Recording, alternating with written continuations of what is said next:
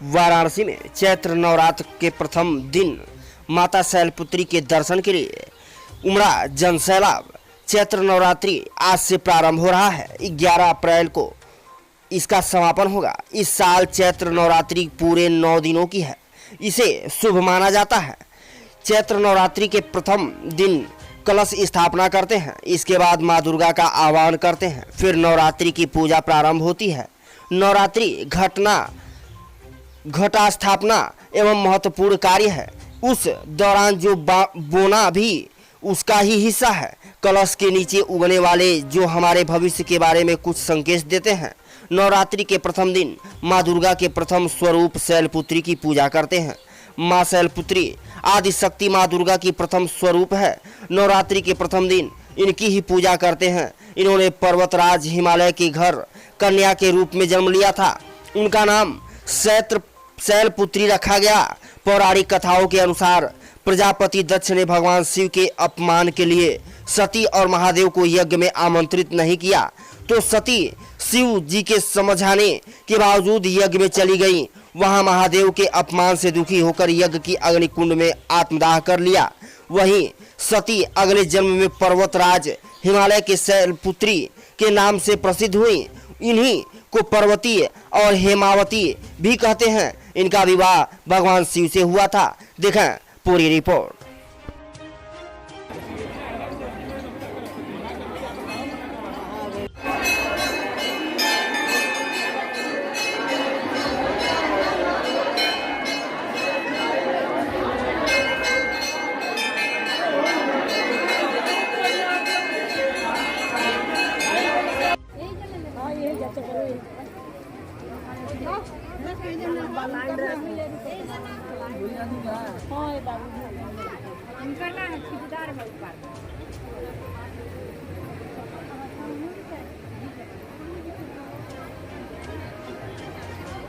मेरा नाम किरण मौर्य है। मैं रसूलगढ़ से आई हूँ। यहाँ ये शैलपुत्री माता मंदिर है।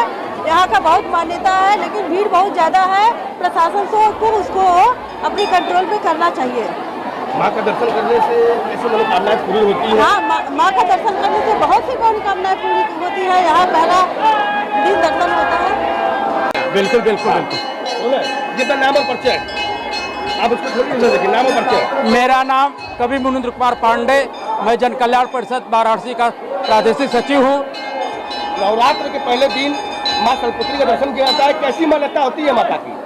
ऐसा है कि माता का आज जन्म माना जाता है और यह शैलपुत्री मतलब पार्वती का दर्शन होता है। ये बहुत ही पहला दर्शन, बहुत ही महत्वपूर्ण दर्शन होता है। इसीलिए यहाँ पर प्राय भीड़ होती है। और दूसरी बात यह है कि ये भीड़ बहुत ज़्यादा भीड़ नहीं है, इससे भी ज़्यादा भीड़ें होती हैं। लेकिन पुलिस प्रशासन की इतनी लापरवाही इस बार हुई है। कम से कम यहाँ मैं 36 साल से मैं दर्शन करने आ रहा हूँ, लेकिन इतना बड़ा पुलिस प्रशासन की भीड़ और इतना बड़ा पुलिस की लापरवाही आज तक मैंने कभी नहीं देखा। कोरोना काल के 2 साल बाद मंदिरों में इस तरीके से भीड़ दिख रही है। हाँ, तो इस पे क्या कहना है आपका? ये माँ की महिमा है। ये माँ की महिमा है कि इतने कोरोना के बाद भी इस तरह से माँ के यहाँ इतनी भीड़ होती है। ये माँ की महिमा की बात है और इस पर कुछ नहीं करना है। छोटे लाल माँ का सेवक।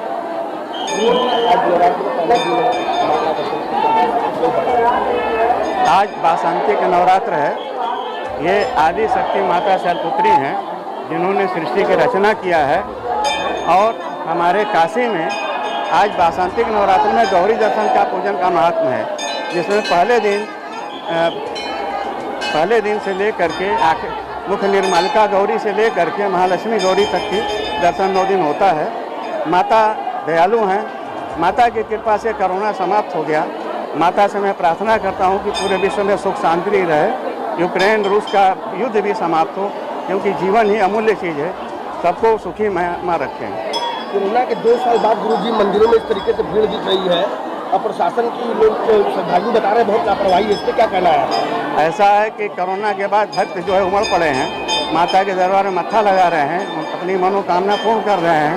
प्रशासन की बात है तो प्रशासन जो है अनियंत्रित भीड़ों को कितना कवर करेगा? गुरुजी मंदिर की क्या मान्यताएं हैं, कितने साल पुरानी है? ये तो मुझे भी नहीं मालूम। आधि साल से चला आ रहा है। और माता का कोई उम्र नहीं होता है, उनकी कोई समय नहीं होती है। देखो आदि शक्ति इन्हीं के द्वारा सारी सृष्टि की रचना हुई है। यहाँ किस तरह की इच्छा पूर्ति होती है लोगों का पूजन करने से? माता के दर्शन मात्र से सभी पापों का क्षय होता है, सुख समृद्धि की प्राप्ति होती है।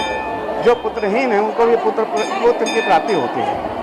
कोई विशेष पूजा इनका होता है, कब होता है? नहीं, ऐसा है कि नवरात्रि के आखिरी में नवमी के दिन कुंवारी कन्या का भोग लगाया जाता है और उस दिन हवन यज्ञ होता है जिसमें सभी भक्तगण आमंत्रित रहते हैं।